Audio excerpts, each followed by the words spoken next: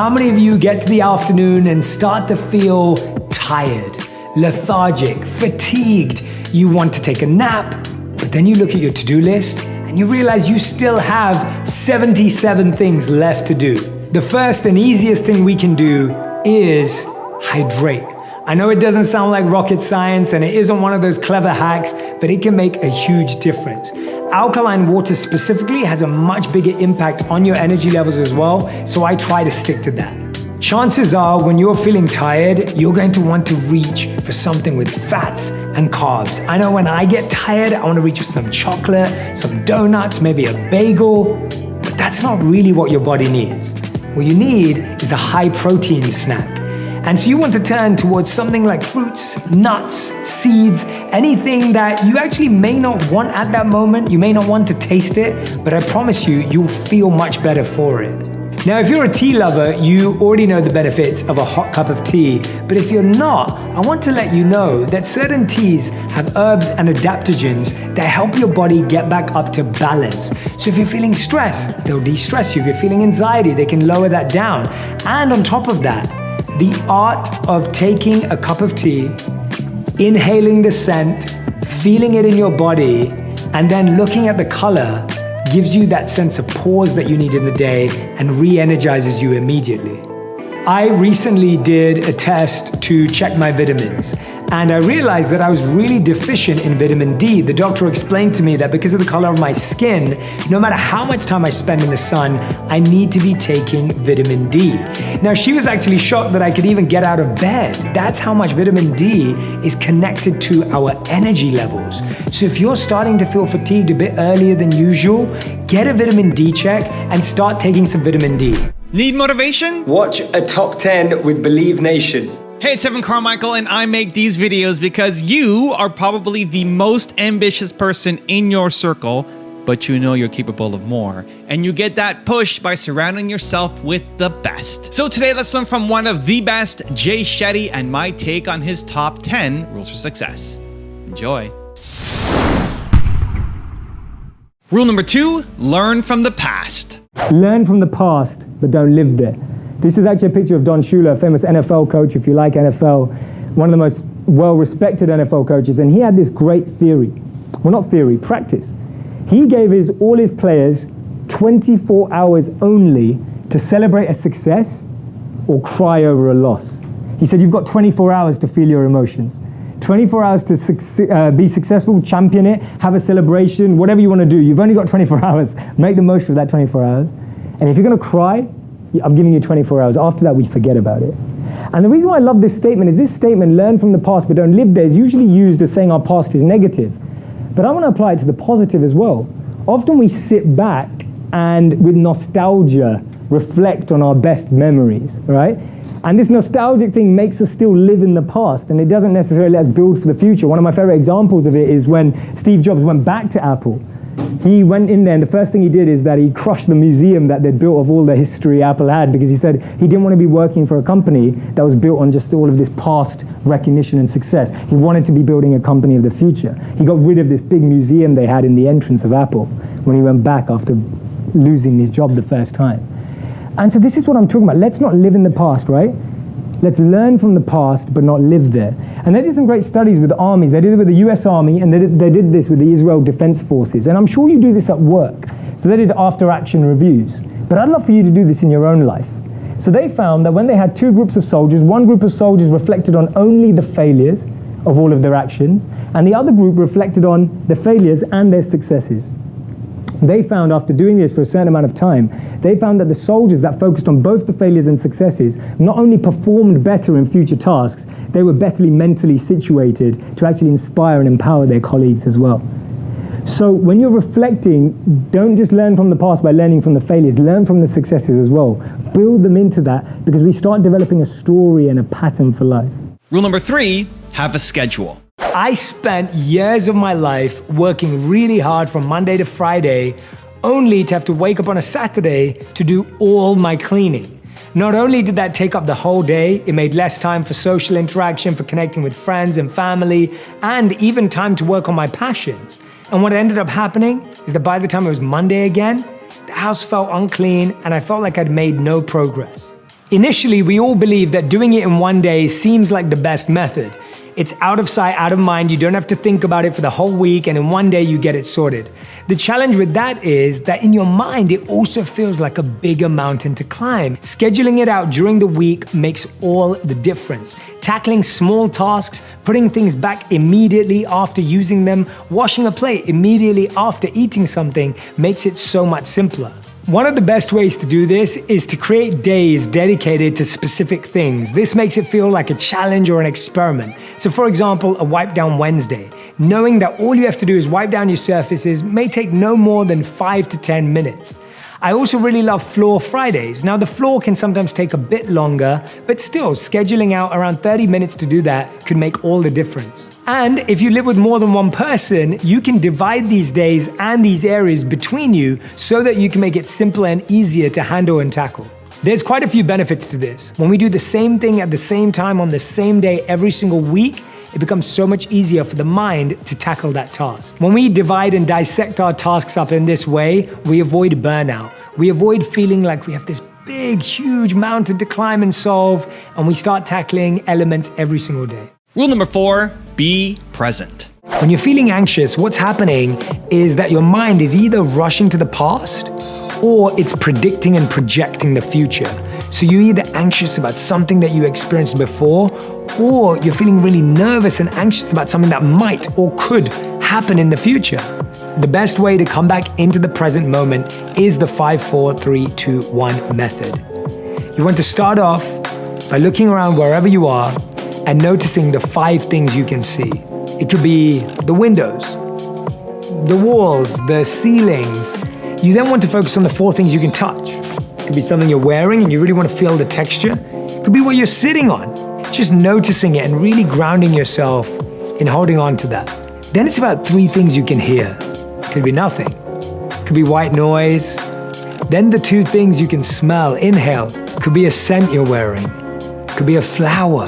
And then finally, the 1 thing you can taste. When you practice this, it brings you back into the present moment and helps you not focus on the anxiety or the nervousness, but on taking action from exactly where you are. Also, to make sure you're actually taking action after watching this video, I've designed a special free worksheet just for this video. The worksheet will highlight all of the lessons learned in this video, as well as pull out our 3 favorite learnings and quotes that will inspire you to actually do something. The worksheet will also give you space to write down what your key takeaways are and your specific plan of action to make sure you're getting results. If you want the worksheet designed specifically for this video, absolutely for free, there's a link in the description below. Go click on it and start building the momentum in your life and your business. I'll see you there. Rule number 5, don't seek validation. There was a CEO of a very large car manufacturer, and he was known to be extremely successful, very productive, very effective. But the one thing he was failing at is that his employees really didn't like working for him because he worked late. How many of you feel that way? Oh, perfect. That's good. So no one here finishes late, or everyone's managers are in the room. Whichever way you want to take it, it's up to you, right? It's up to you. I don't know. That was one of his challenges, that his employees hated work for him because they all left late because of him. He used to work till 10 p.m. every evening, so they would leave just after him. True story, right? They used to leave just after him. So one of his assistants, she came and said this to him. She said, you know, morale's a bit down. Everyone's struggling at work. You know, we're losing a few people. A few people are quitting their work. You know, people, they're not well. They don't feel like their health is being taken care of. They're not spending enough time with their families. You really need to consider this. He said, okay, leave it with me. We'll figure it out. We'll figure it out. From the next week, on a Monday, this gentleman who left at 10 p.m. every night got up out of his desk at 6 p.m. He packed his bags, switched off his computer, left the office, jumped into his car, and all the employees at this time are like peeking out the window, you know, just like making sure, like figuring out where is this guy going. He pulls into his beautiful car, pulls out and drives away from the building. It was the first time it had ever happened at 6 p.m. They all decided to wait till 7 p.m. before they left. They waited and they left. On Tuesday, the same thing happened. They looked out the window again. He left at 6 p.m. again. This time they waited till 6:45 and they left. They did the same thing, and this happened for 3 months, where he left at 6 p.m. every day. 3 months later, his assistant, who'd made him aware of this challenge, she came back to him and she said to him, I'm really confused about something. She said, you've been leaving 4 hours earlier every single day. But you're not behind on your calls, you're not behind on your emails, and you're still performing at the same level, if not better, than when you were leaving on time. And she said, how are you managing to do this? Are you working at home? Well, how are you managing this? And he said, let me tell you something interesting. He said, every day, I get into my car at 6 p.m., I drive out, he said, I take a drive for an hour. He said, I take that drive, I listen to music, I re-energize. He said, I sometimes go for a bit of a walk at the park as well. He said, I come back fresher at 7 p.m. and I work for 3 more hours. And he said, if it helps them knowing that I've left at 6 p.m. so that they can have a better life and have the values that they want and value what they want to give their time to, that doesn't mean I've got to give up what I value my time to. He said, I love my work. I love being here till 10 p.m. I'm extremely ambitious. I love being here. But they should also love being where they are. And that to me is an incredible example of how someone actually lives, foregoing the perception of others. Even though he changed his own life to help other people, they'll never perceive him that way. They just think he's changed his mind and he goes home early. They don't realize the struggle that he's putting in. And that's what I've realized. Whether you're putting in struggle or sacrifice, never look for the validation or approval of others to validate that sacrifice or that struggle, because they don't need to understand anyway. It's always been your inner journey. It's always been part of your inner growth. And I remember when I made a decision to become a monk after business school, all my friends were like, what the hell are you doing, right? We just finished and everyone was going off to work at Goldman Sachs and different banks and consulting firms, etc. I think a few people came to Google as well. And they all said to me, they said, what do you mean you're becoming a monk? Like, what does that mean? Like, who graduates and thinks about that? And I remember having to detach. And when I reflect, and I'd love for you to do this, reflect on some of the best decisions you've made on your life. Ask yourself, what decision did you make? What did people say about it? And what was going on in your mind? I've learned through doing that exercise, it's a much longer exercise, it can take days, and we do it in our coaching exercises. I've learned that the best decisions in my life have been the biggest risks. Everyone's disagreed with me, but I've been hell-bent on making it happen. And so now when I see an opportunity like that, I do it.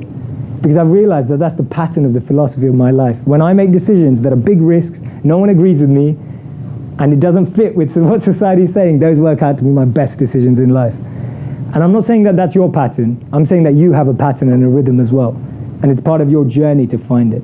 Rule number 6, prepare for the next day. After I've completed my work day, when I've finished all of my tasks, the last thing I do is check my schedule for the next day. Now, I'm one of those people that follows their schedule to a T. I believe it makes life simple.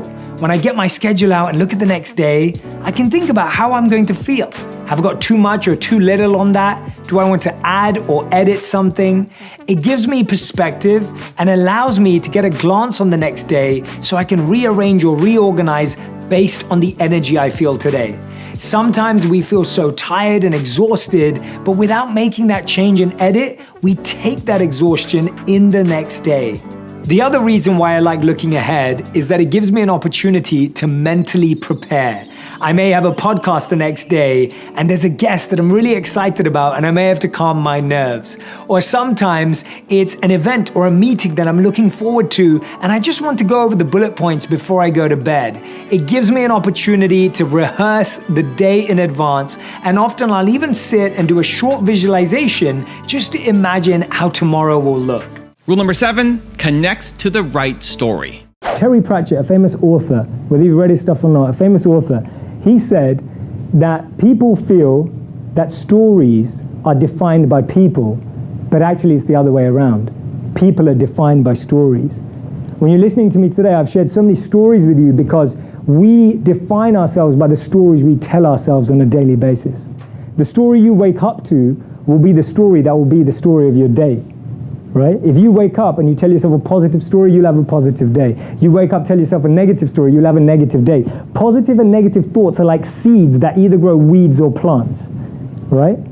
They grow inside of us throughout the day. Anytime you plant something, it's like planting a seed. And the more you water it, the more you think about it, it grows. And of course, if it's negative, it's like a weed. And it starts to grow and grow and grow, and of course won't bear fruits. So really think about that. Tell yourself the right stories, connect with the right stories, because ultimately, the universe is made up of stories, not atoms and numbers, right? We all love stories, we breed stories. Your life is a living story that you're writing every day. And I genuinely mean that. Rule number 8, use sense and music. A lot of the time, we're trying to control anxiety up here. And what I find is hard about that is that if you feel like you've got brain fog or you're feeling cloudy, it becomes really difficult to find clarity. I find using external things can be huge. For me, I love diffusers and candles because a diffuser is infusing the whole environment with a beautiful scent, and it truly changes your mind. If you walk into a space, just think of a spa. As soon as you walk in, you feel different because of the scent. It could just be a normal room, but the scent of lavender, sandalwood, any of these essential oils can truly calm your body right down. Some people feel that silence creates anxiety, and some people feel that sound creates anxiety. Sometimes I like complete silence. It helps me relax and really hear my thoughts and the thoughts that I want to focus on. And sometimes I need to turn on some meditation music, some ambient music, just to have that impact on me.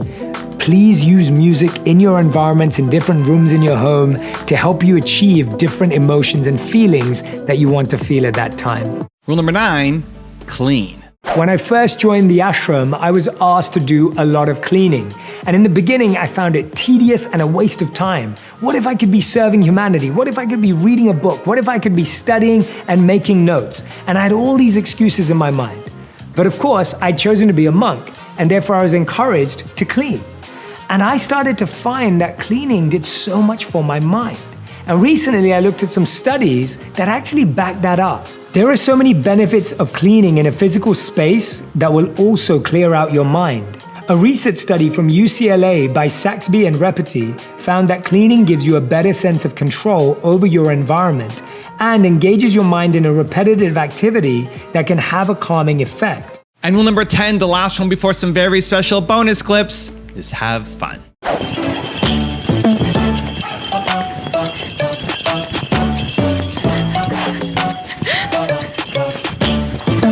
What?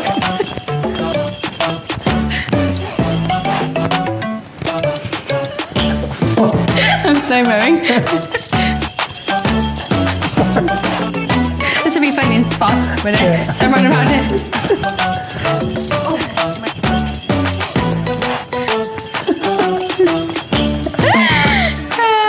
No. We're like just I think this is the fun of it.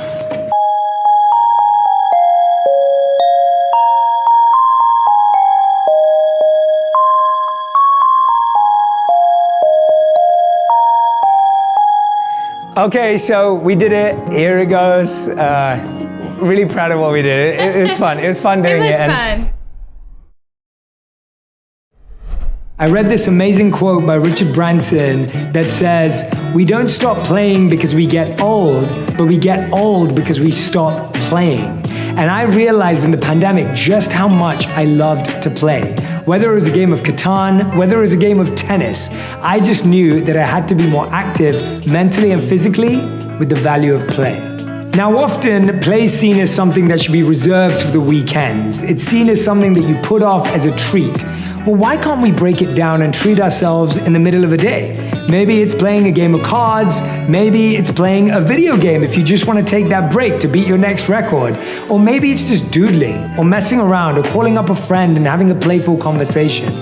The point is that play can be used as a reward, as a treat throughout the day. You don't have to put it off. Now, for those people that can be quite addictive personalities like me and find that if you turned on a video game at 2 p.m., you may still be playing it at 10 p.m., set a timer before you start, allow yourself to get that one game of FIFA or NBA 2K in like I would, and then get back to work. Doing something fun and exciting can increase blood pressure, dopamine, and your heart rate, giving you the energy boost you need. Talk about detachment. I'm just like that. I think is one of the hardest things that we face today. It is 100%, and one of the ways we were trained, and I'm not recommending this to anyone watching. I'm just sharing how much we are obsessed and addicted to the body. We were trained to not look in the mirror. Oh wow! So I didn't look in a mirror for like 3 years. Wow. Right? Like effectively. No way. Effectively, yeah. As in, I looked in the mirror now and again when I had to shave my head or like whatever. Like, right. But you don't look in a mirror to look at your appearance. I'm not saying that, I don't recommend that before you go to work tomorrow or anything like that, but just listen to the principle carefully. You're gonna get a Jay, I can't even. Yeah. What do I look like? Yeah, what do I look like? No, so the reason is, and that's the reason why monks have shaved heads too, because you focus less on your physical appearance. You spend less time on your physical appearance. What that allows you to do is it literally dissolves your understanding of your physical presence, which means all you have to deal with is the inside. Just think about how much attention it takes to keep ourselves well groomed, to take care of ourselves, to our ego and attachment to how good we look in the day. And I have it too, right? We all have it. Like, I'm not saying I'm detached from that. But what I'm saying is that we were trained in the belief that if you're able to switch off and close your eyes, why do we close our eyes when we meditate? Right. It's because it detaches us from the physical presence of where we are so that we can go inside. I feel like we give our toxic relationships and negativity so much energy. We're like for example, in your comment section on Instagram, for anyone who's on social media, for everyone who's on social media, you could pinpoint the one negative comment out of 100 positive comments, and we all do it. We amplify the negative, and you see it all the time. And we do the same in our lives, where we sit here talking about all the toxicity. And so for me, it's like, I can either spend all my energy trying to convince that one person to love me, or I can reply to the people that love me already, and they'll love me more because they are already engaged with me, and they're going to feel so happy that I responded to them. And I think this is a great simple tip for everyone who's listening, is just when you respond to positivity in your life, it just increases. When you respond to the negativity in your life, it just increases. And so trying to get someone to like you and defend yourself and control how they feel about you, it wastes and drains so much energy. And you could use all that energy for the people that love you. When we were put out on the streets with nothing but had to fend for ourselves, and you recognize how you can actually live with very little, and how you need very little to get by.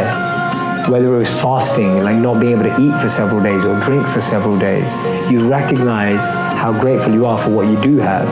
And so these mini experiments that are very extreme, that I'm not saying anyone has to do, and I'm not recommending anyone at home to do them.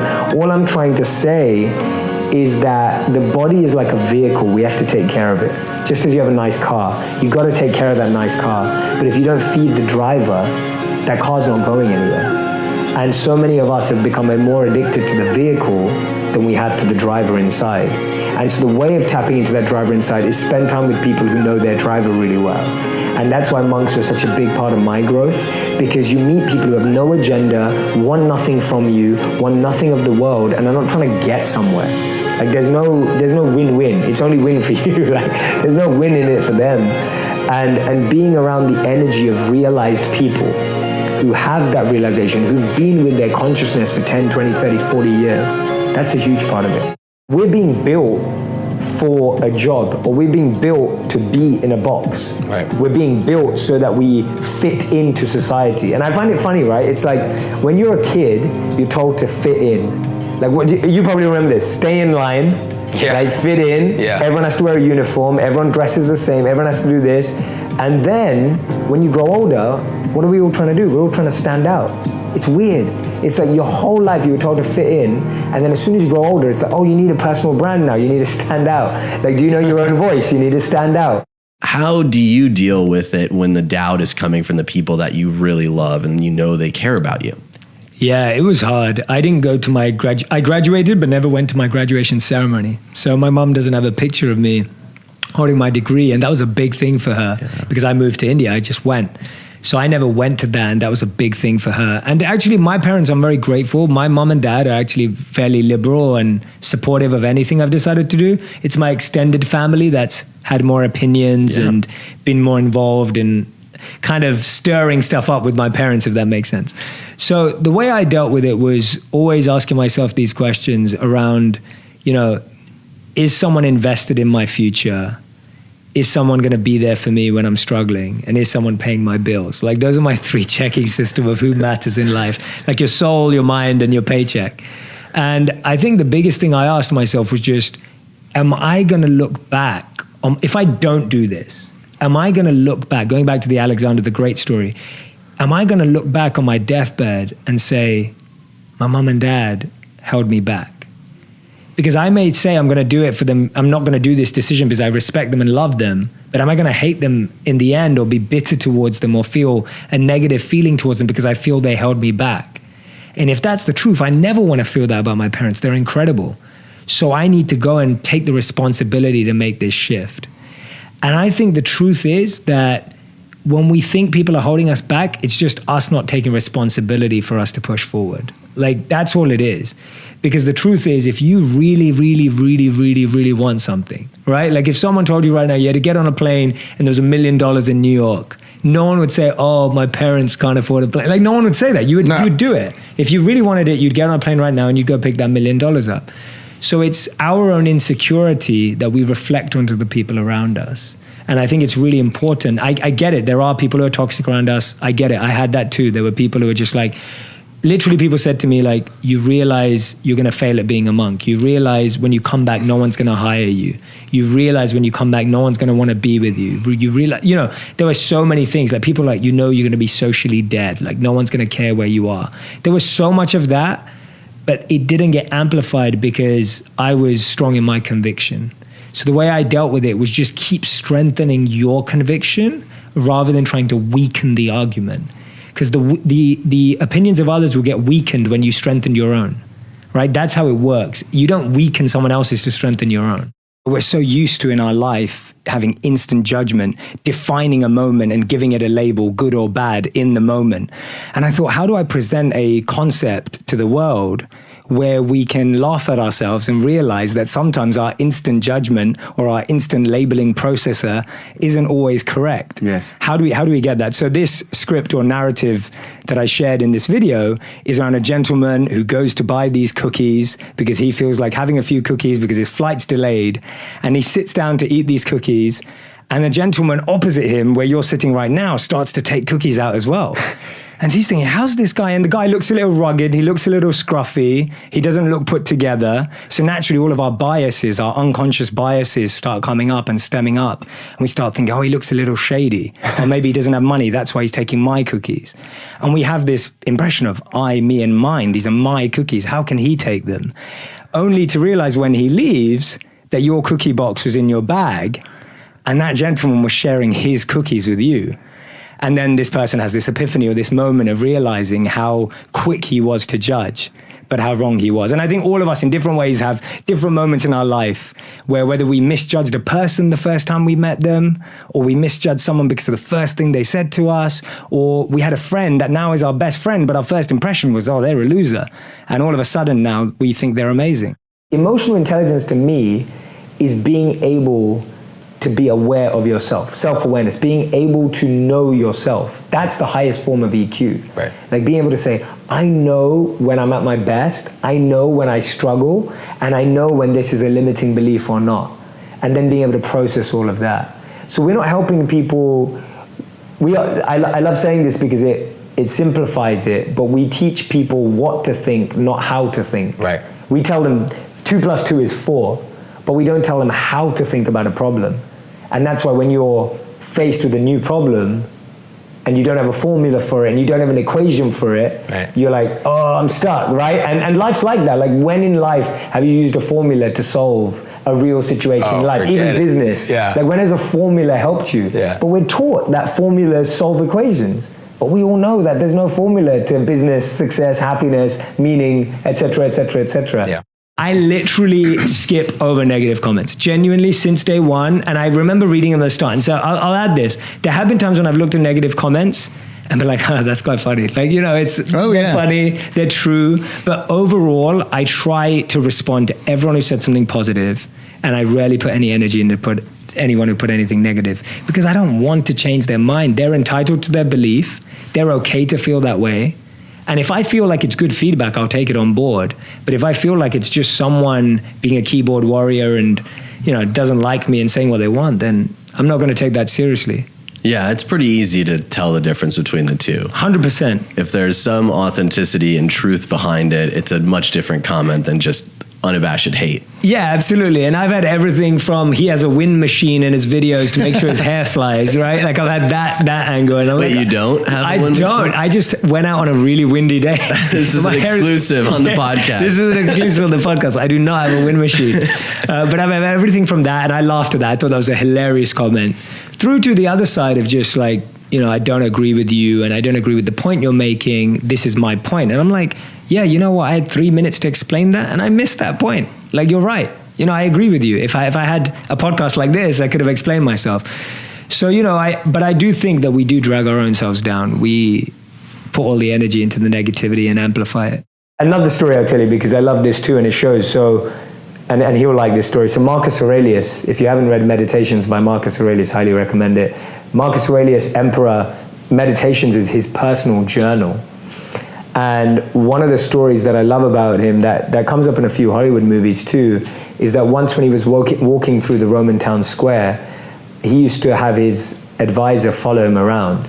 And whenever people would glorify him and praise him, the person's job was to come into his ear and whisper, "You're just a man, you're just a man."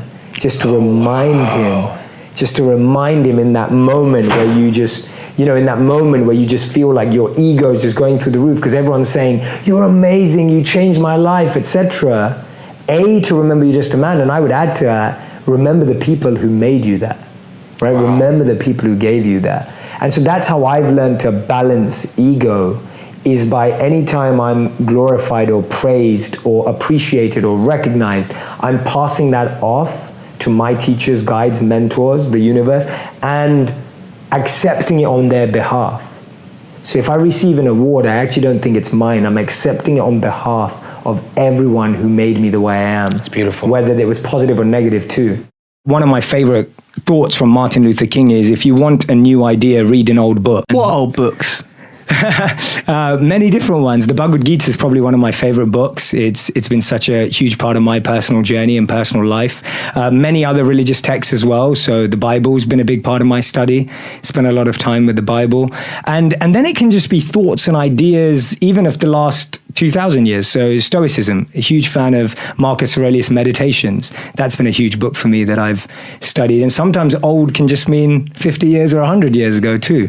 But those are some of the bigger ideas that I think have had more prominent effects in my life. So Vedic and Stoic knowledge has probably been the most influential. After a long time, the other day, my friends and I went bowling. And I started to think to myself that life is a lot like bowling. Bowling is a team sport just like life. In bowling, sometimes the best players struggle, and others that were less likely to do well surprise you and make all the difference. This is one of my favorite lessons. Focusing on someone else's score doesn't make yours any better. It's easy to get distracted by how well someone else is playing. You see their score go up, they bowl a strike or a spare, and you're calculating in your mind what you think that could be. But all that does is it distracts you from your game. Similarly, in life, focusing on someone else's Instagram grid doesn't make yours any better. Focusing on what someone else is doing for work or what they're driving doesn't make yours any better. Focus on yourself. Focus on your own role, your strengths. That will make all the difference. I'm able to not judge myself because I don't judge others. A lot of people who Powerful. are like, right? So tell me, I don't know. I'm so just powerful. No, what I do you think love about- that. That's okay. such a great point. How do you think That's about such that a great point. No, you're spot on, because the reason why we judge others is because we judge ourselves, right? The opposite of what you're saying. And so for me, it's the same thing. The reason why I don't expect is because I see everything as my responsibility. Yep. I see everything as my work. Yes. And I see everything else as a bonus. Yes. Like, it's just amazing that anyone even cares about me or has time for me or makes an effort to do something or connect me to someone, or whatever it is. And that's just a beautiful bonus of life. But I've got to be in charge of it. And I think that just came from many years of having expectations. I think that came from times when I did expect and I didn't get, and I realized I don't want to feel this way anymore. I always talk about there's three types of creators, but we usually end up one or the two. So there's the sellout creator. A sellout creator only goes with what the audience wants. So you literally forget about anything you care about or believe in. You just go for what you think is going to get likes. And then the opposite is the selfish creator who only creates for themselves. They're like, I think this is amazing. Like, I'm the funniest person in the world, or I'm the deepest person, or whatever it is. And you create something and like no one wants to watch it because you literally made it for you and your mom. Like, you know, it's kind of like sits there. And so I always aim for being in the middle. I recognize that I want to stand for what I believe in, but I also want it to connect and resonate and have a positive impact on other people's lives. So that's my starting point, that every piece of content should be true to me, but it should resonate with people. It should make a difference. I set a goal very early on that my videos were only 75% complete. And I say this everywhere. Actually, I've never said it often. I've never said it on a podcast, but I've said it often on stage and at events.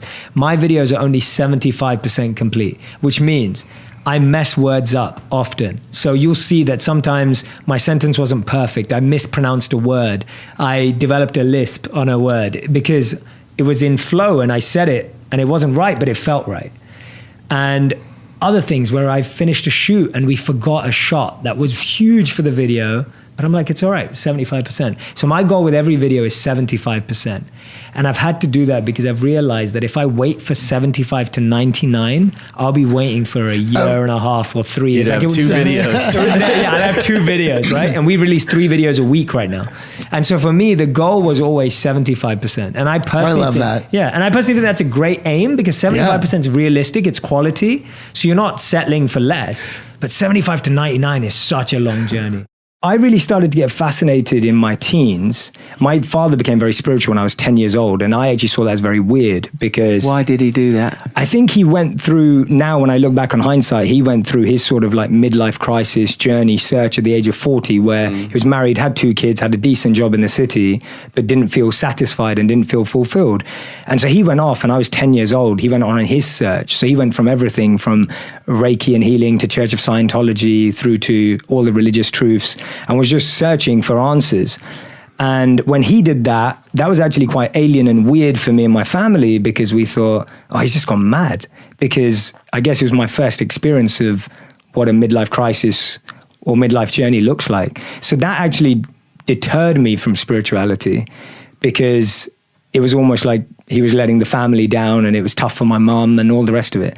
So that was kind of how my teens were spent. But then I got fascinated by it because I remember it was one Christmas and we used to celebrate Christmas every year. We used to wrap presents, have a Christmas tree. And one year I just felt like a hypocrite. I was just like, I don't know anything about Jesus and I don't know much about Christianity. I was about 15 years old. And I was like, but we celebrate Christmas. Like, why do we celebrate Christmas? So then I remember I went to church that year on Christmas Day and Christmas Eve, just because I felt like a hypocrite and I felt that I should at least understand or try and take an interest in what I was doing.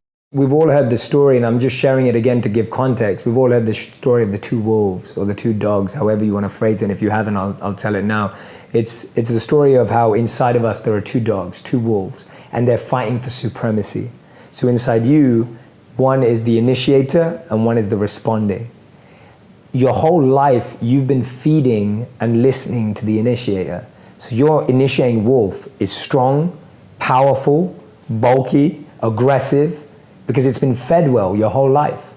And your responsive dog, your responsive wolf, has not been fed, has not been listened to.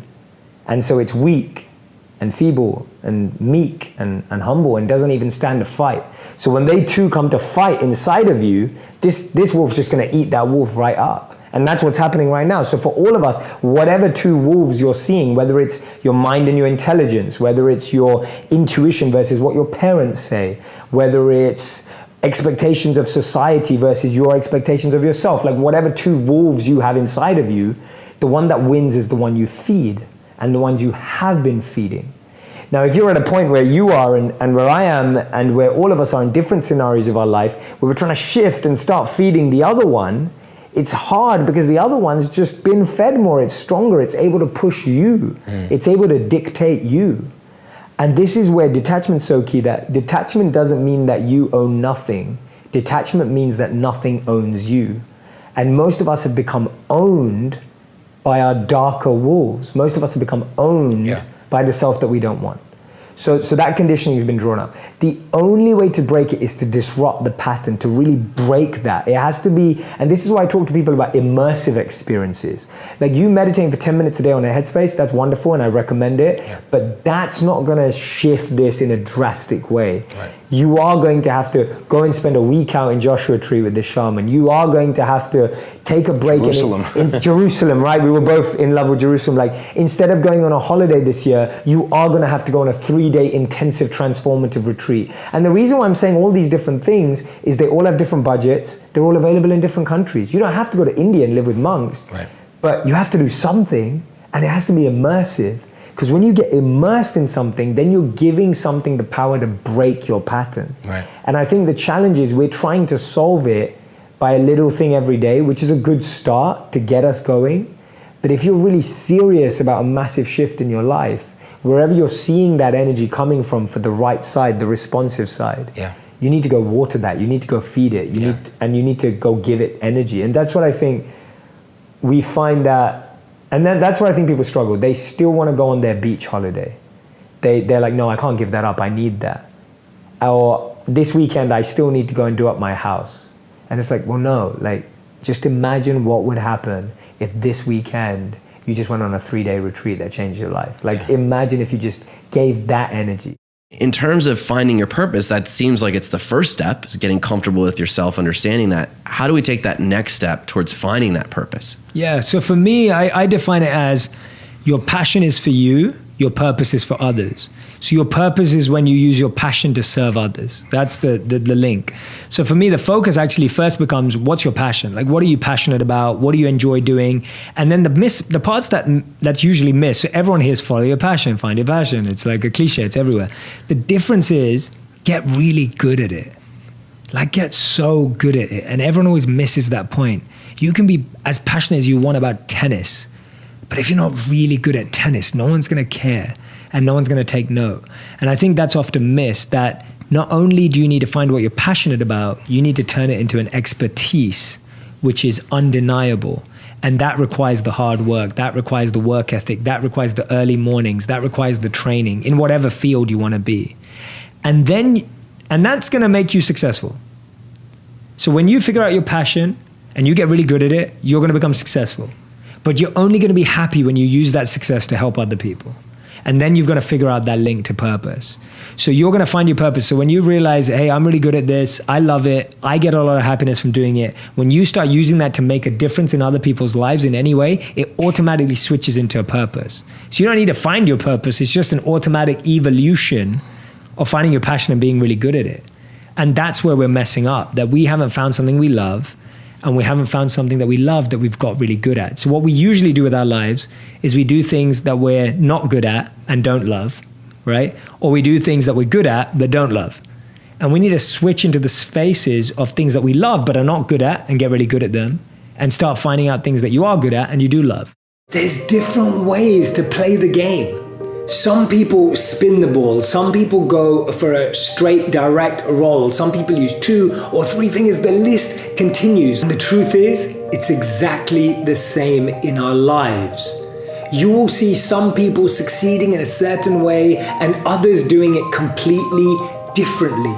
The goal is to find your way, your method, your approach, the direction that works for you without trying to copy or mimic or imitate someone else. And we've all experienced this. Sometimes your ball ends up in the gutter. I'm sure you've had that before. Sometimes your throw was completely out of control and your ball went directly into the gutter. Or maybe sometimes you actually felt well prepared and confident, but the ball still ended up in the gutter. In life, just like that ball, sometimes we feel we're in the gutter, but there's something to learn from that. And just like the ball comes back, when we learn through our experience, we get another opportunity to improve, another opportunity to try, another opportunity to succeed. As Oscar Wilde said, all of us are in the gutter, but some of us are looking up at the stars. Sometimes you hit a spare.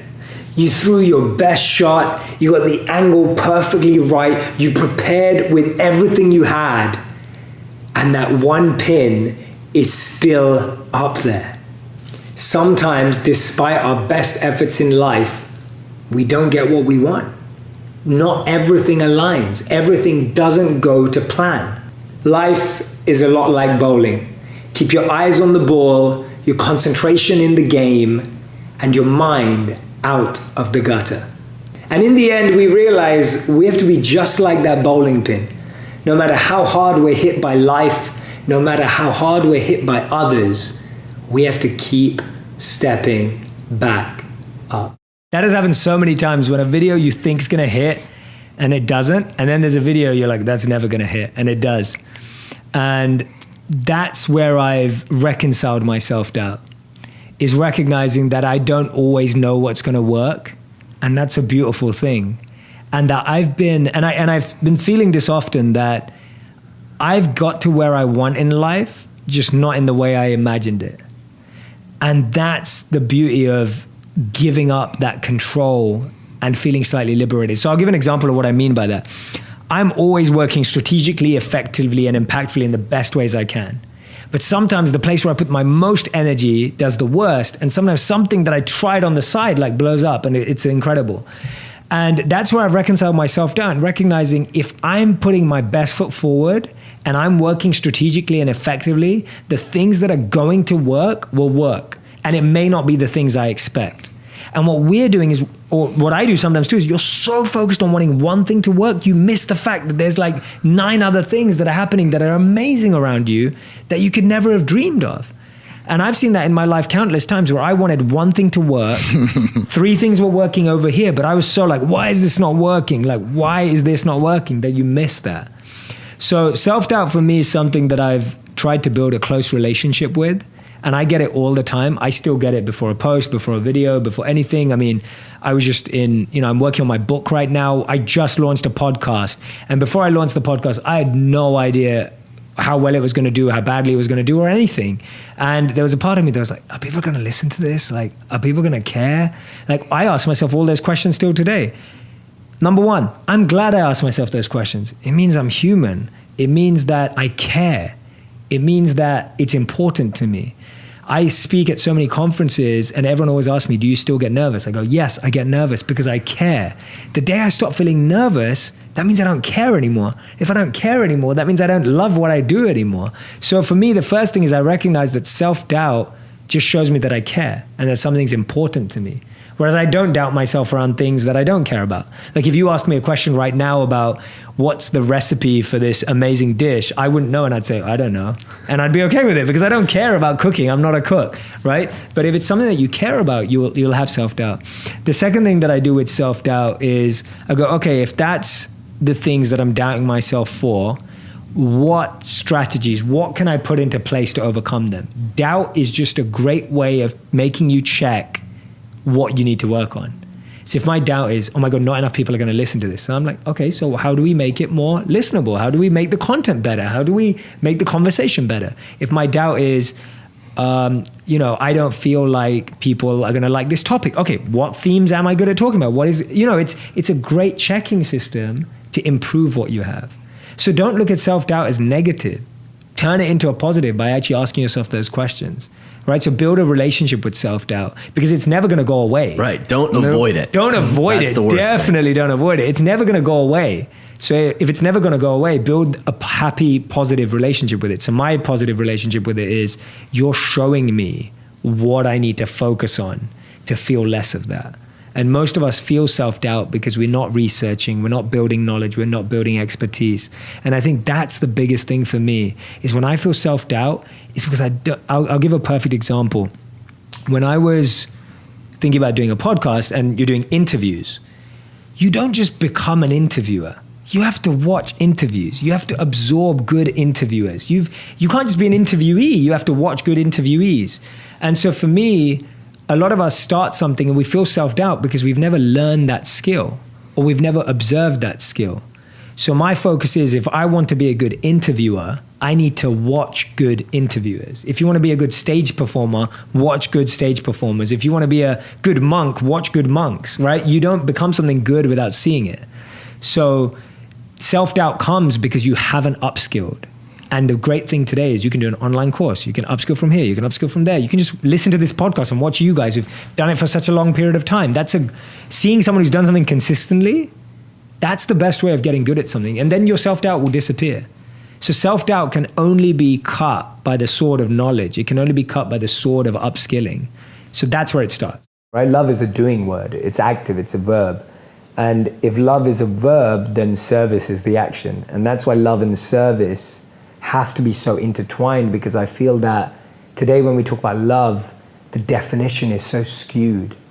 When people hear the word love, that's maybe what the problem is. That's what the problem is. That's why I prefer service to love, because service is the activation of love. When someone loves someone, they serve. That's how love works. And I think that's why when we talk about love, I agree, it's just because of phonetics, definitions, breaking it down, love has become so badly abused. Like the word love is so abused and misused in our lives. Hey, it really is, right? You say, I love you to people you don't love. People use it to manipulate people. We just throw love around. Right. And as much as it should be everywhere, it's also sacred. Love's also sacred, and that's why you were able to experience it, because it was experienced through a sacred mechanism. You were able to experience love. Yeah, and I've never felt it like that before, because it also was this sense of self-love as well. Yeah, and that's what you felt in Jerusalem too, right, when you went, and that's what I felt, and that's what I feel, that we experience love when it's through service and engagement in that atmosphere. We don't just experience it every single day. I personally also, having become I feel like I've become even more of a seeker since being involved. And that's opened me up to alternative ideas, alternative ways of thinking, learning from all different traditions wherever I can. And I think that's a really important part. I think the challenge with being a immature seeker, in my definition of it, is you find something, it sounds cool, and you go, that's it, there's nothing else. And then a real seeker goes, well, that is it, but how can everything else even enhance this and make this even greater for me, if this is where my faith is or this is where my belief system is? So I'm someone who genuinely loves learning from people from all different walks of life and backgrounds, because I feel if I was presented with a deeper, more meaningful philosophy and life structure, I would adopt it. That's why, because I'm open to that. We were left on the streets for 30 days to fend for ourselves and to figure it out. Just, that's it. You've got your clothes that you're wearing. There's no money, no food, no shelter, no nothing. Figure it out. And day one, I'm like, okay, like, you know, maybe it's a joke. Like, maybe they're gonna come back at night and be like, no, guys, you know. So I'm trying to figure out what it is. This is training mode. And it's really interesting what your mind and body does. So the first thing your mind and body does when you have nothing is you have fear. The first thing you feel is fear. And that we can all relate to in life. The first thing you feel when you all of a sudden feel that your plan and you have nothing organized and you have no structure and shelter and all of this stuff that we now rely on, you have fear.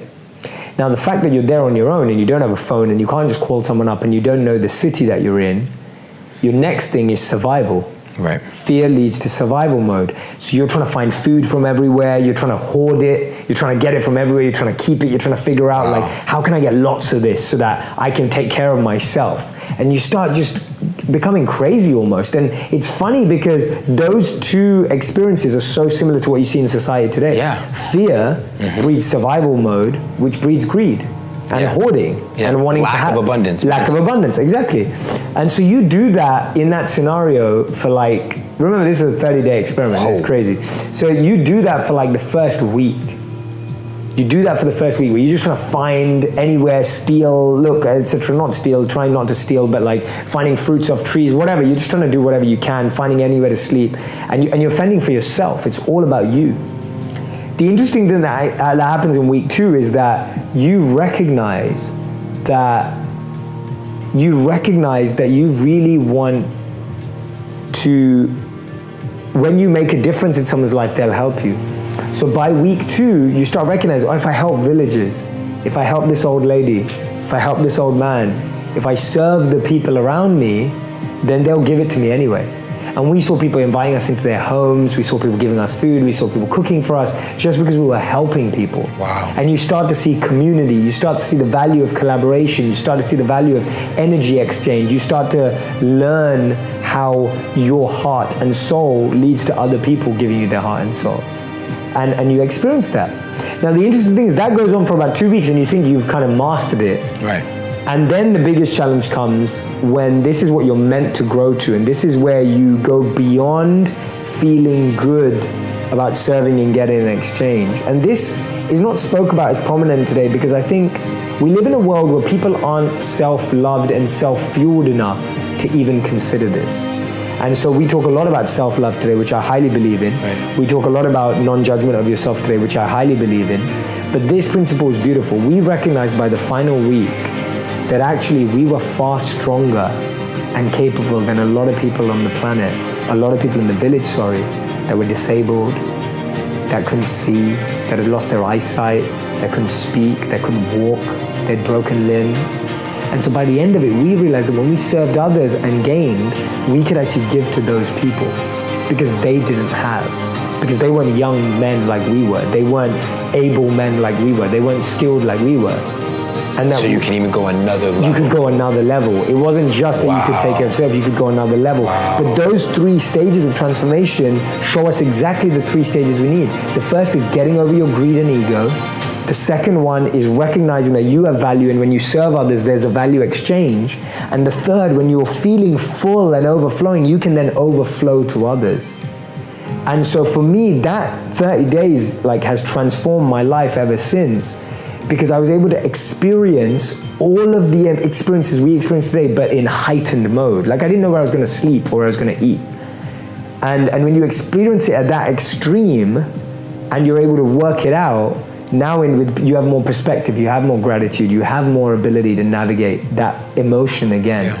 And you recognize that it is an emotion. So for me, that was one of the most transformative things that I've ever done. Wow, that's powerful. Yeah, and it just really took me on an internal journey of overcoming fear, overcoming greed, and always recognizing that you can always go that one step above, and recognizing that you don't, as soon as you think you've figured it out, recognize that you haven't, and that there can be another level. And I think for all of us, that's a great reminder for me that when I think I have it figured out, that's the biggest reminder of there's still another level you've got to go. I think on a personal level, I value deep thought because I loved rap music. So I used to listen to a lot of rap music growing up. And so people like Tupac, Eminem, Nas, etc., their lyrical abilities and their lyrical expression was a huge part of me growing up. And I used to spend a lot of time writing lyrics myself and playing with words. And I always enjoyed expressing things through poetry or spoken word. And when I read these books, a lot of them felt like poetry and spoken word. There were a lot of, not just rhyme, but there was a lot of creative expression there. So I almost was very interested or intrigued because of the way the philosophy was being communicated. But I wouldn't say I was looking for it or seeking or any of that sort. I was just like, oh, this is impressive. This is interesting thought. Maybe I can apply it in my music, or maybe I can use it here. It was less about the search for knowledge or wisdom. It was more about, oh, this could be cool to talk about here, or this would be interesting to extract from. And when did it begin to change? When did your attitude towards theological texts or great spiritual works change from a kind of utilitarian curiosity that it could be magpied into hold on a minute, there's something in here that's going to alter me? So I think the big thing for me was the first time I met a monk.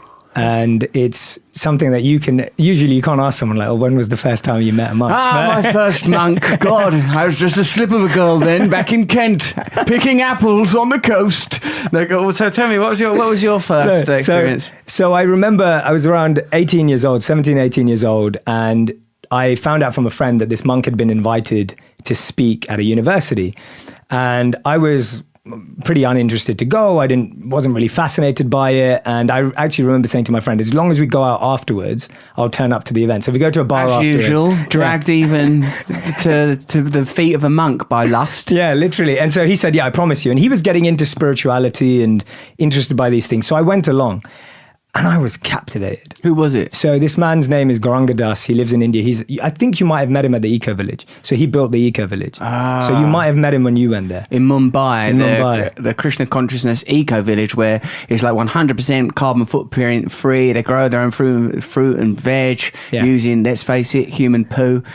like it's there's animals there. They're growing plants. Fragrant flowers. It's sort of amazing place. It's sort of beautiful, isn't it? It is. I expect you're like me, thinking, what systems could we replicate in order to save the world? Absolutely. And that seems like one. So you met, what's it? So I met him. What's his name again? Gauranga. So he was speaking, and just to put it in context for everyone listening, this man is Indian. He has a strong Indian accent. He's not necessarily externally attractive to the kind of person I'd be attracted to. At that time, I was attracted to... Tupac. Yeah, exactly. And women. Right, and rags to riches stories. I loved celebrities and influencers and people who'd made money. Like, that's who I looked up to. People who'd gone from nothing to something. And then I'm here listening to this man wearing robes, and I'm totally captivated. I'm just like, wow, he's so fascinating. And the reason that he was fascinating is because he was talking about selfless service. And he talked about how real meaning, real happiness, real fulfillment from life comes when you're able to plant trees under whose shade you do not plan to sit. So you want to give shelter to others. You want to provide things for others without expecting something back from them. And at that time, that idea just penetrated through my whole being. Why? When it's directly contradictory to your experience up to that point? Why is this message relevant? So I think two things. One thing is I was looking for a thrill in my teens, and that's when I was getting involved in all sorts of wrong ideas, wrong activities, or wrong in the sense of things that we wouldn't recommend or want our children to get involved in. Drugs, sex, fighting? Totally, yeah, all of that. Violence, petty theft, all that kind of stuff. And I wasn't doing it because I wanted stuff.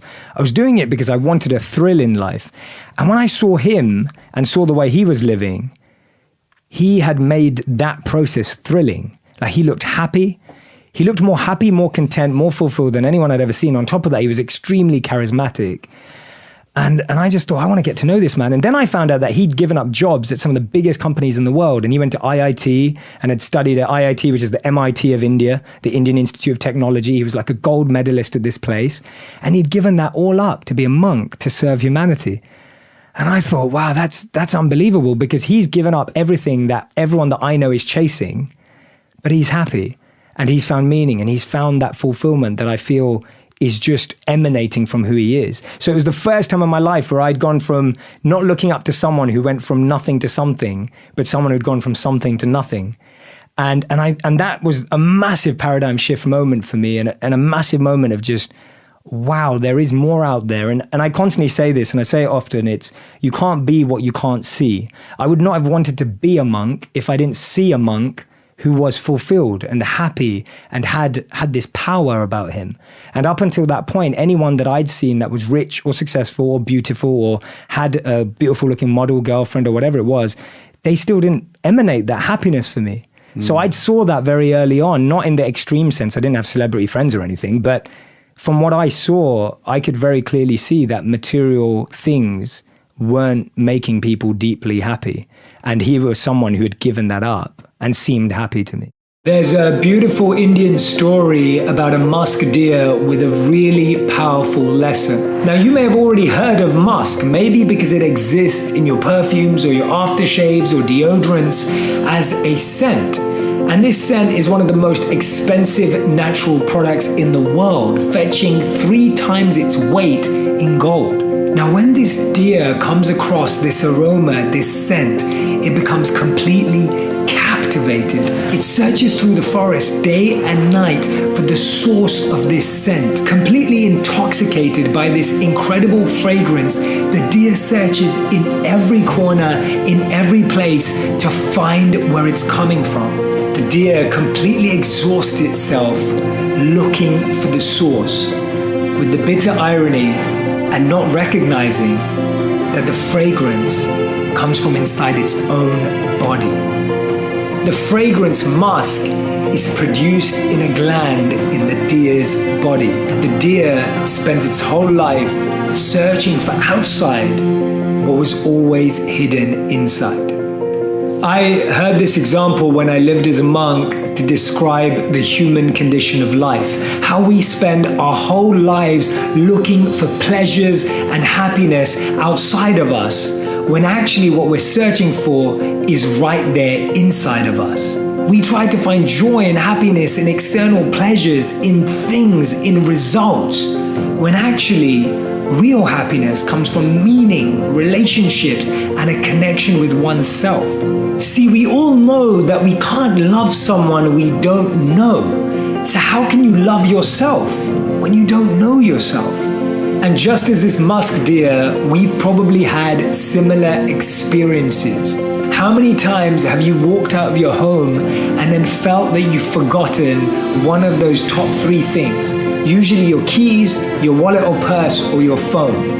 You rush back in, you look around your own home, you make a mess, you make havoc, you look under every seat, every corner, and then realize that that phone, that wallet or purse, or those keys were in your back pocket.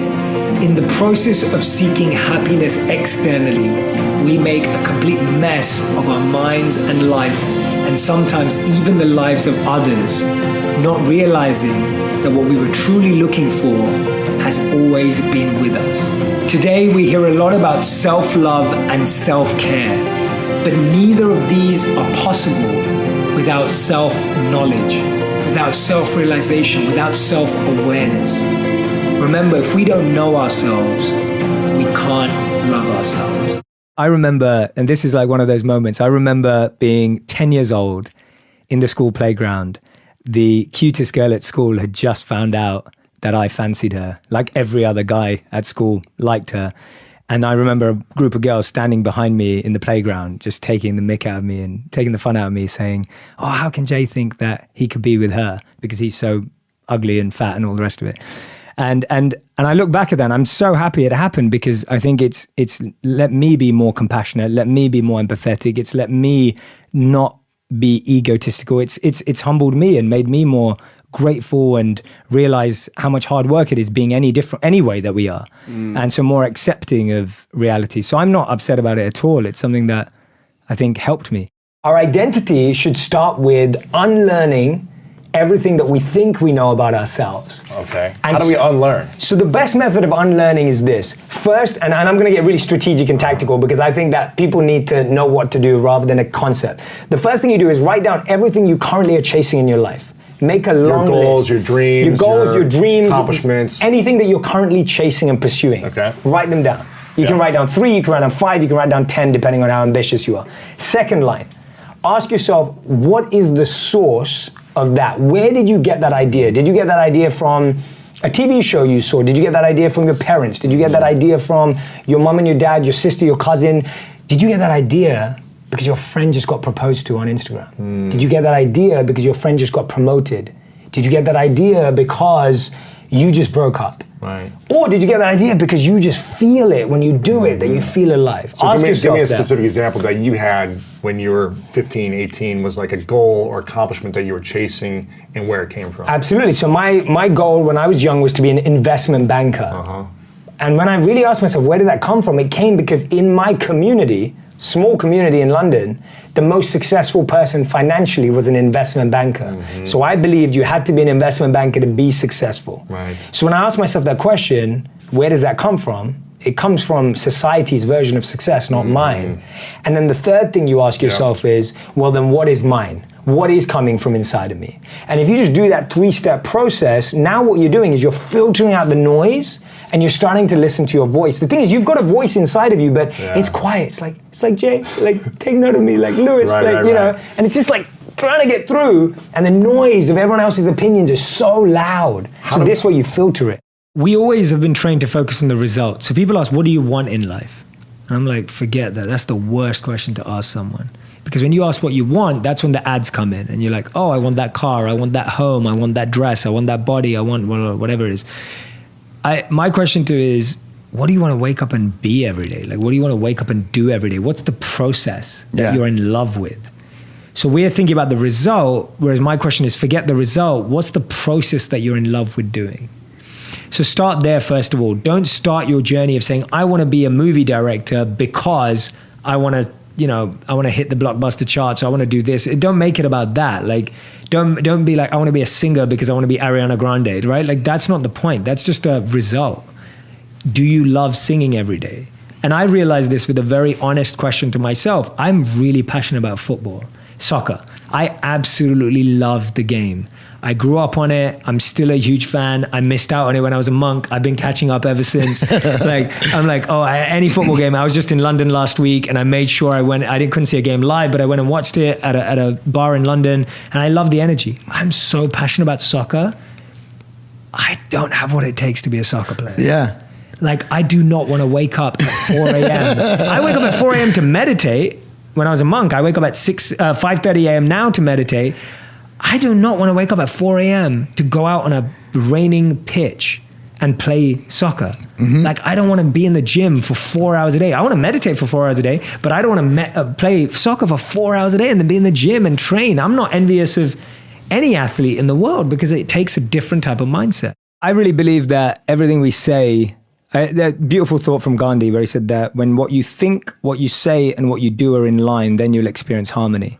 And I've really taken that to heart, and it's this powerful spiritual principle, and it really means a lot to me. What you think, what you say, and what you do are aligned. And so for me, any form of language, any form of your emotional vocabulary is building your mental reality. And I think people forget that their vocabulary is defining their life. You are creating your life on a daily basis by the words you use. So for me, and I'm not saying that I feel that way about everyone else. I'm saying that's how I feel about that word. Someone may say, when I say a swear word, it makes me laugh. For me, it doesn't. That I would only swear when I felt bad and I felt something negative towards something. So for me, that had negative emotions, negative connotations, and negative intention attached to it. So I wanted to remove anything from my vocabulary that I felt was negative. So even as simple as, and I've done this very recently, but it's changed my life, instead of me saying I'm busy or it's been a busy week, I say I'm having a productive week. And I feel different when I go to bed, just by that simple change. I go to bed thinking, yeah, I've had a really productive day today, rather than going, God, I had a busy day today. Like, I don't want to wake up tomorrow. I'm going to have a busy day tomorrow. And so that simple emotional vocabulary change has just catapulted my mind into feeling excited and enthusiastic all the time. I was really shy. I didn't enjoy stages. I didn't enjoy speaking. My parents forced me to go to public speaking and drama school. So I spent 14 to 18 in public speaking and drama school. Changed my life. I did not know what I wanted to speak about. So even when I finished at 18, I still didn't like going on stage because I didn't have anything to talk about. So now you've got the tools, but you haven't got the passion. So I developed somewhat of an expertise in 4 years, but I didn't have what I was passionate about. And when I became a monk, I was like, this is it. This is why I went to public speaking school, because I love talking about philosophy. I love talking about science. I love talking about culture. I love talking about life. I love talking about growth, etc., the mind. So I got what I was passionate about when I became a monk. So for me, the process came from 4 years of consistent public speaking school. Like, it changed my life. And that's all thanks to my parents for forcing me to go. I had no interest in being a public speaker or a storyteller or any of these things. That was just, I lucked out. And then it was me finding what I was passionate to speak about. And then I've spoken for 3 hours a day for the last 13 years. And I spoke to audiences of 0 all the way to audiences now of thousands. But when I first started speaking, I remember I was invited to speak at a university where I wasn't getting paid for it. I was like 20 years old. I was invited to speak to this university. No one showed up twice. So they organized 2 events for me. I was meant to speak about life, philosophy, etc., all the kind of stuff I speak about now, and 0 people turned up. And I practiced my speech both times to an empty room as if it was a packed room, because I was like, I'm still going to practice. And so for me, having done this for 3 hours a day for the last 13 years, that's now being gratefully received online. So I'm very fortunate that it's shifted from an offline world to an online world, which we can dive into. Yeah. But the point is, it's been my absorption and addiction for over a decade now. One of the biggest mistakes we make is that we confuse inexperience with being unqualified. So because we've not tried a lot of things, we just naturally believe that we can't be that good at them. Mm-hmm. So if I've never spoken on a stage, I just think, oh, I'm probably not good at that. Or if I've never played golf, I'd probably think, oh, I'm probably not good at that. And so we start writing off things without even trying them. So the best method I can share with someone is take the next month, take the next 4 weekends in the month, that gives you 8 days, and get really tactical. Every single day. That's why you're playing tennis a lot right now. Yeah, playing tennis. Take the 8 days, go join a course, an online course, a workshop, go and shadow a friend, go to a seminar, a conference, go to reading a book, listen to a podcast. Go and expose yourself to 8 different things in a month. 8 different things? 8 different things in a month. And guess what? In a month, you will have learned what you probably would have learned in 8 years, because most of us test one new thing a year. Maybe. Maybe, if that, exactly, right? Like some people don't even do that. But if you do 8 different things in a month, and this is how you have to see it. If you went to 8 different restaurants in a month, you ask yourself after you eat a meal, like, I had that burrito or I had that taco. Did I like it? Right? The first question you ask yourself is, did I like it? You gotta try it first. You gotta try it first. You gotta go to the restaurant. Yeah. There's no point. So you gotta say, did I like it? The second question you ask yourself is, why did I, or why did I not like it? Like, why is so important? I think too many people just go, I like it or I don't like it. Why didn't I like it? And the third question you have to ask yourself, really, really simple, is, do I want to do it again? And if you do, that's where you start uncovering. So my point is, inexperience. Do not misinterpret inexperience for a lack of qualification. In the hope for money, in the hope for success, we end up chasing the wrong things and we make a mess. We end up with less than we started with, end up with more issues than we bargained for. Whilst climbing that ladder and that stairway, we forget why we started climbing in the first place. Once, the king of Bhutan was asked by an interviewer what the GDP of Bhutan was. He was surprised and shocked. He replied by saying, in Bhutan, we don't just measure the GDP, we measure the GNH. Instead of just measuring the gross domestic product, we measure gross national happiness. In the process of getting older, we forget the real goal of life. If you could make a little less and spend more time doing what you love, would that make you happier? Don't trade your happiness for what you think you need. Things can never make us happy because they're temporary and limited, but experiences can last forever. Too many people are working hard on things they don't love, to spend money they don't have, to buy things they don't need, to impress people they don't like. When we create our identity around what we do, a career, a job, an occupation, we can never be happy because we're basing it on something external. But when we create an identity around who we are and what we want to be and become, then anything is possible. And remember, we become successful by what we get, but we become happy by what we give. Don't get the two confused. I start off the chapter with this beautiful thought from Charles Horton Cooley, and I love telling it because it's just the best. And I think it was written in like the 1900s. And he said, today the challenge is, I'm not what I think I am. I'm not what you think I am. I am what I think you think I am. It's crazy, man. And it's like, it blows my mind every time I say it. It gives me the chills, like I feel it. And the reason why I start with identity is because I think that's the root of all our challenges. And the first step to thinking like a monk is starting at the root, not starting at the symptoms or the superficial or the surface level, but let's go to the root. If you're playing a role, if you're wearing a mask, if you're dressed in clothes that are not yours, then you end up living a life that's not yours. And in the book, I give this example of method acting. Yes, with Daniel Day-Lewis. Yeah, I'm a massive movie junkie, and I love method actors. So people like Heath Ledger, of course, from the Dark Knight series. You've got Jared Leto. So Jared Leto, when he played the Joker in, this is not in the book, in Suicide Squad, he used to send dead rats in the mail to his co-stars. He did not. He did, because he was trying to get into the mindset of how someone that perverted would behave. And then Daniel Day-Lewis, when he was filming for Gangs of New York, he's actually wearing these coats that are centuries old so that he can get into character when he's off camera. Yeah, when he can feel it, right? He's not wearing watches. He's not carrying around his mobile phone. They're speaking in the accents. And he talks about how he actually went crazy. Because guess what?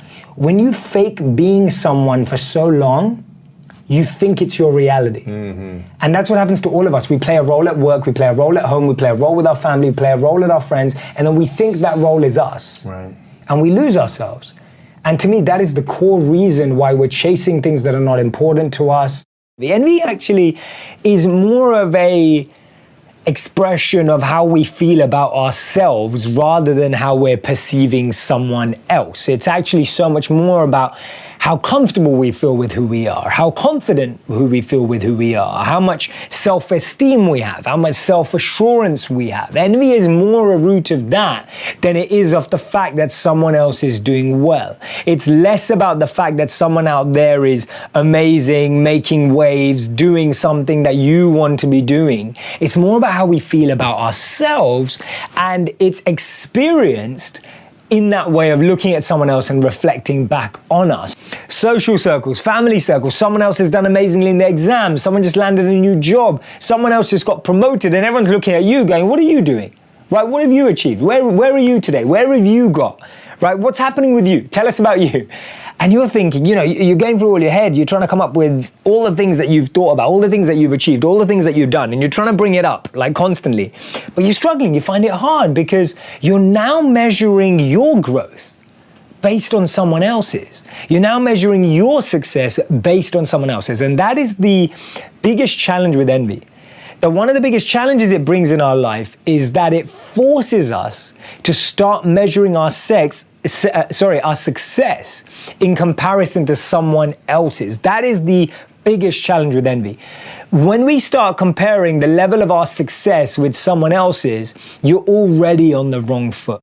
I think any sorts of dress or any sort of, whether it be, dress or appearance or any of that, if it's taking you away from who you actually are and how you like expressing yourself, then that kind of contradicts being able to be authentic and being real. So I feel more authentic wearing this than I did wearing my robes when I was a monk. Literally use your weekends and evenings to do a test on anything. The best way is go and do a course, test it out. Try doing it once. Go and shadow someone who does it, someone in your life that does it. If you want to be a podcaster, come and shadow you guys for a week, right? And see what that life's like. See what it actually looks like to research, to sit with a guest, to find new guests, to work it out. Like, go and shadow someone who's already doing it. And then try and do it for a day. Like, try and do the schedule of someone you look up to for a day. Like, if you can do that for a day and you loved it, then do it for one more day. And if you loved it, do it for another day, and that's going to trickle in. So that's a much smarter way to finding your passion, rather than just sitting there and reflecting, which is cool, which is important. But I'd encourage you to just get out there, right? Get out there and live the life of someone who's doing it when they started. That's another point. Don't focus on what people are doing now. Focus on what they were doing when they started. So a lot of people ask me, they're like, Jay, how many videos do you make a week? I'm like, I make 3 videos a week, plus my podcast on top of that, plus Instagram. And they'll say, oh, wow, that's too much. And I was like, yeah, but when I started, I made 1 video a week, right? Like, you don't have to start at what I'm doing now. Like, you just start. So that, you know, go back to that. How boring would it be to live in a world where everyone was just like us? Imagine if everyone in your life talked like you, thought like you, walked like you. The world would be a boring place. There'd be no new cultures to explore, no new languages to learn, no new adventures to be had. If while you're writing your book, if while you're recording your podcast, if you're sitting there going, I hope this is going to be number 1. This better be number 1. I hope I sell more copies I hope I sell more copies than this person who's launching at the same time, because that's the only way. Well, guess what? Now the quality of your output right now has just dropped. Because guess what? You're now living 75% in the future and you're 25% right now. And guess what? This 25% is going to define that future goal and result. And your happiness. And your happiness. Whether you get the result or not. Totally. Whereas for me, when I was writing my book, and of course I want my book to be a best-selling book. Of course I want my podcast to do well. Of course, we don't do anything for it to be lost. Like, no one does that. But what I do know is that when I'm creating, when I'm producing, when I'm writing, that's all I'm doing. See, the truth is that only 2% of the world's population can multitask. Now, the crazy thing is when... What are those 2%? When people hear that, they think, I'm in that 2%. Like, everyone thinks that they're in that. But most of us are the 98%. Yeah. And the truth is, there is no such thing as multitasking. What it is fast switching between 2 tasks. So the quality is just dropping. Because you cannot do 2 things at one time. You cannot. No one genuinely can do 2 things at once. I guess you could maybe like pat your head and do this at the same time. Yeah. But you can't do something productive at the same time, right? Or creative. And so what I'm saying is that when you're sitting here going, this needs to be number 1, you are reducing that thing's ability to be number 1 because it now doesn't have your full focus. Right. So that's the difference maker, that you can want to be number one. There's nothing wrong with that. But you can't keep comparing what number one is to someone else's goal too, because everyone's got a different trajectory. Like there are some people that are kind of come in and do really well at one thing and you're going to do really well at another. And that's why competition has to first be in your space. Like don't compete in a space that's not yours. Right. Because now you're just trying to be someone else again and you get lost in identity. Exactly. I'd literally experimented with everything with my health, even as a monk, and I tried week-long fasts and I'd pushed myself without sleep. I used to sleep like 4 to 6 hours a night.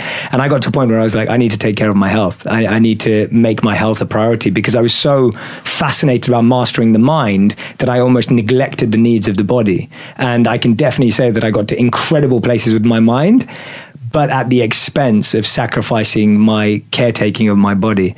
And I felt I wanted to go back and do both of them together. And so a lot of my friends will say, Jay, you always look like you've got something exciting going on in life. And I'm like, yeah, I do. But that's because like 9 people told me that my other ideas sucked, right? And so like I get more wins because I get more failures. Because I'm failing so often, I'm trying so many things out so often that don't go right. And then everyone sees the one thing that goes right. And that's how it works. And that's the odds for anyone. That's not just me. Anyone who's doing what they love every day is trying 100 different things, and most of them are not working. But because they're playing the game of numbers, something's got to work. Like that's how I live. I'm just like, if I try 10 things this year, one of them's got to work. But if I try one thing this year, most likely it probably won't work. Right. And that's the biggest challenge. If we just up our experiments, like you're gonna do something new for every weekend this year. The way I see it is that competition in and of itself is not good or bad. And this is like the monk mindset on 99% of things, that this mug is not good or bad. It can be filled with water or it could be filled with poison. Yes. And so competition, I'll give you an example. Yeah. As monks, our competition is in how much love and respect we show to each other. That's your competition? Like that's what you compete on. Or how long can we meditate for? No. I can meditate longer than you. So if any monk is sitting, and I did this plenty of times. Really? If I sat there and I thought, oh yeah, look at him, he's scratching his back. He got out like that. Your meditation just got destroyed. All the value. And so monks will never ask how long you meditate. They focus on how deep you meditate. And someone who meditates deep doesn't go on about how deep it was. Right. But you compete for showing respect. You compete for serving each other. You compete for how well you can collaborate. And I feel like you live this. Yes. Like yes. I feel like you have this. I didn't used to do that. Yeah. But the last but 7 you do years, that now. Like you think like a monk. Like I feel like we're always trying to find a way where we can be better friends to each other and support each other. Yeah. And so you're competing on that. And that's a positive competition that I think you can have. So you can still use, and this is the beautiful thing about the monk mindset, you can use any thing in a positive way. Everyone you love and respect and look up to, that's been their path. And I think that's what's given me so much, that's what's liberated me from it. Like Steve Jobs is one of my biggest role models in certain areas of his life. And when I've read his biography by Walter Isaacson, it's like the guy has failed so many times, yet all of us, like most of us, have a phone that's an iPhone or an Apple product in our home or whatever it is. It's like he's not worried about all those times it went wrong because he obviously won big in this area of his life. So my take's just everyone you look up to, whether it's an athlete, an entrepreneur, a coach, a CEO, whatever it is, they have messed up so many times. And just know that. So when you're messing up, you're on the path. Like you're on the same path, right? And I encourage people to share what they're failing at too, because it just helps. Something that happens is you have to surround yourself by peers in a space too who understand you and don't see you as competition. And that's really hard, and it's like a fine line. I genuinely believe that collaboration wins always. So my whole approach to most things has always been, hey, I want to collaborate with you. Whether I'm bigger on social media or smaller on social media, I'm just like, I just want to work together because I think that's going to win long term for all of us. Both, not just in terms of success and numbers, but more in terms of, I want to be friends with you. And so I reach out regularly to people that I admire in different ways. And I reach out to them and say, hey, I'd love to get to know you. I'd love to learn from you. I'd love to connect. I'd love to be a friend. Like, not I'd love for you to teach me how you do this. And if that comes naturally from that relationship, amazing. If it never evolves into that, I've just got a great friend who now gets me. So I try and make friends in two areas. One is in an area of people who understand my life, because I feel the conversations you can have with someone who does exactly what you do are just so great because they already get you, right? And someone that I had on my podcast lately, her name's Lily Singh, Superwoman. She's become a recent friend. She's been incredibly and is incredibly successful on social media. She's using her platform for doing amazing good in the world. And she was someone I reached out to because I was just like, hey, like, you've been doing all of this for a while. You started on YouTube a lot longer than I did. And I would just love to connect from you and hear from you. And she's become an incredible friend. And we've just been sharing ideas and learning together. And it's like, that relationship's awesome. And then at the same time, I'm trying to find people who are not in media. So I still have friendships with the monks back in India. And I just spent January in India for a month. I was meditating again for roughly about 21 days. And I have them in my life because they remind me of like the roots, and they remind me of the truths that bring me back. So I kind of like both. I love people who totally get my space. And usually those are people I reach out to. And then I love having my roots down. So most of my inner circle now is from people I've reached out to. Or they become people who've been reaching out to me for a long, long time and have been consistently reaching out to me asking for nothing.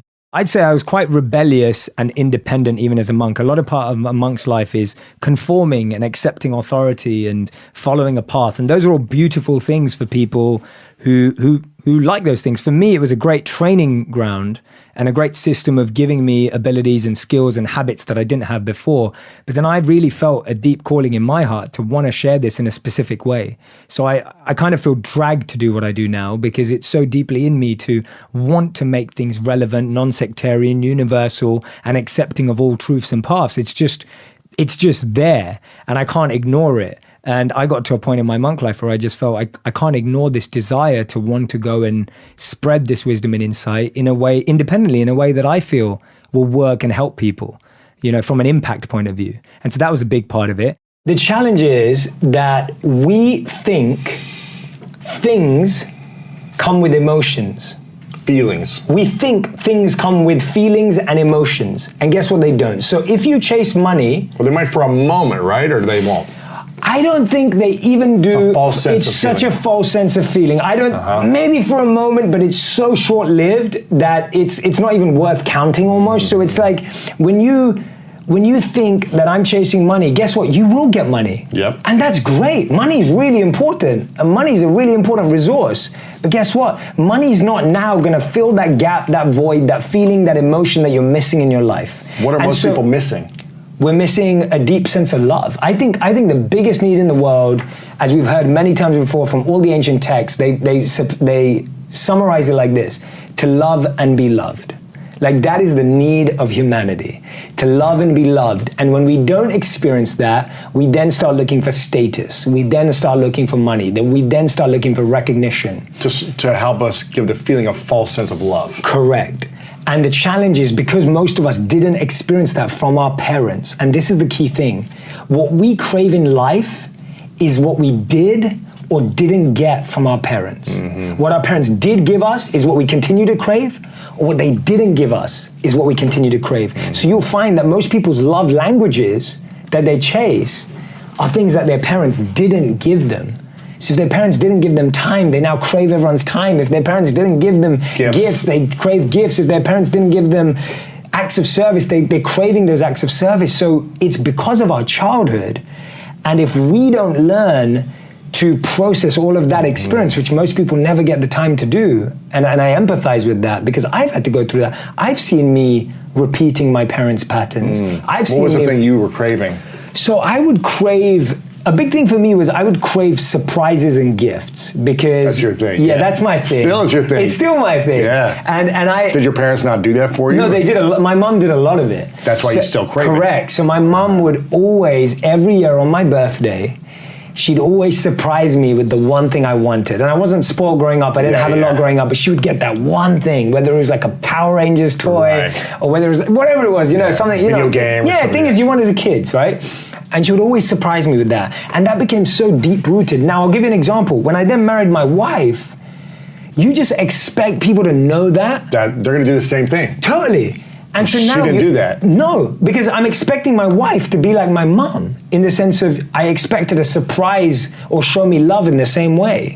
And she doesn't know that. She's not a mind reader. I can't expect her to know that. So it took communication. It took time for me to explain that. So anyway, I think that's where it stems from. That desire, it doesn't come from you can say it comes from society and education. Of course it does. But I think the deepest place it comes is what your parents did or didn't give you. That's where it comes from. Yeah. Now, I've seen some stories about some phenomenal Paralympians. I've seen some phenomenal stories about human beings who without arms and legs have achieved extraordinary feats.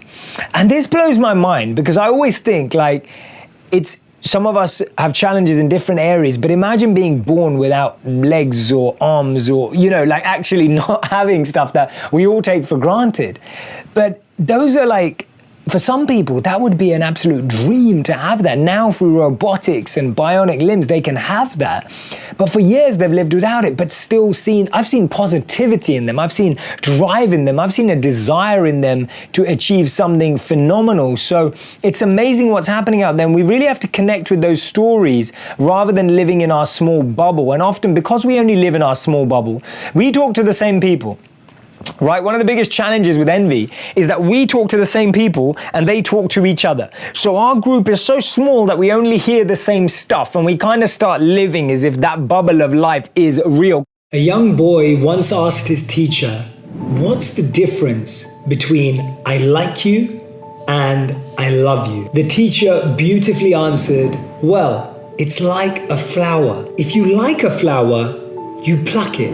But if you love a flower, you water it and nurture it daily and watch it grow." There is such a thin line between like and love, and because of it, we make so many mistakes in our relationships. When we want something in the moment, we take it and don't think any further. We do whatever we want to get that feeling of pleasure, not realizing that we're neither satisfied by that pleasure and nor will that thing last. When we pluck a flower, not only will that flower die, but we can't experience it for any longer than that moment. When you water it and take care of it daily, you can experience it forever. We've been wired towards an instant gratification, instant pleasure mindset. All of the adverts that we see, whether they're online or offline, are geared to driving us towards making instant decisions for instant promises of pleasure. The catch is, not only does that instant pleasure not satisfy us, the feeling doesn't last. We're so used to seeing all the straplines and headlines on the internet. Learn this language in 5 minutes. Get the ideal body in 10 minutes a day. Become a millionaire in 12 months. Now all of these sound brilliant, right? The problem is, they're not real. They're not true. They're false promises. The reason why it works is because it appeals to one of the most basic human desires: situational improvement without major resource investment. Of course, you can pick up a few words in another language or shed a few pounds of weight if that was your goal. Or maybe you will make a little bit more money. But real knowledge, real awareness, real fitness, real business, all of these things take time. Real relationships, real connection, real purpose takes time. Naturally, the internet headlines focus on the short term instead of the long term. Because most of us would never click on something if it said, learn a language in 5 years with dedicated daily practice. We wouldn't click on something that said, here is the 1 hour workout that you need to do every single day. And we wouldn't click on the one that said, if you want to be a millionaire, here are the 10 failures that you'll go through in year 1, how broke you might be by year 3, and you may not even make it by year 9. The important lesson here is, if you want meaning, if you want purpose, if you want fulfillment, those things take time. Once there was a farmer who worked extremely hard. He worked diligently every single day to make sure he had the healthiest crops and the healthiest fields. As he worked, he often looked towards the opposite farm. That farm always seemed healthier, more lush, and more green. he would often start to envy that farmer and feel some jealousy inside of himself. He would sometimes say to himself, maybe they have better land, maybe they get more rain, maybe it's because that farmer has more money from his family or his parents. Sometimes he'd say to himself, it's because that farmer has better tools or better tractors to plow the land. Often he'd think, it's because he's got more help from his children than I do. Every day, every week, every month, every year, this farmer was feeling more and more envious, seeing the lush, green, healthy, abundant land on the other side. He'd constantly wonder and be trying to figure out why it was that that farmer had the greener land. Till one day he realized he couldn't stand it anymore and he was going to go and find out. He made a route with a plan to get to the other farm. He went through the woods, over the hills, through thorns, through bushes, through all of these challenges to get to that side, to get to that farm. And then he finally made it. But when he got there, he was completely shocked, completely confused. He thought to himself, maybe I'm lost. He felt like he was standing on his ground again. He felt like he'd gone around in a circle and ended up in exactly the same place. He thought this because when he looked across again to the other farm, it looked lush, green, and healthy. And where he was standing seemed average and normal. But when he looked back over to the other side, he saw his children playing on the farm. He had made it to the other side.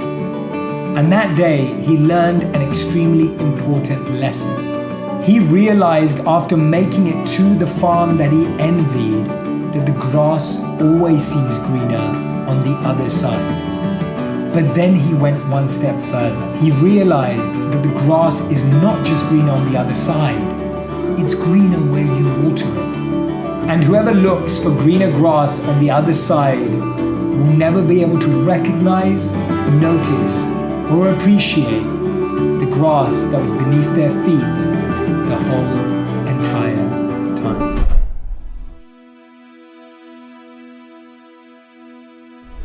Because you made it this far in a video, I want to celebrate you. Most people start and don't finish. Most people never actually follow through. Most people say they want something, but they don't ever do the work to actually get it. But you are different. You are special. Believe Nation, you made it here all the way to the end, and I love you. So as a special celebration, if you put a hashtag believe down in the comments below on this video, I will showcase you and celebrate you somewhere on the screen in a future video because you are awesome. If you want another amazing video highlighting excellence in the Indian community, check it out right there next to me. I think you'll enjoy it. Continue to believe, and I'll see you there.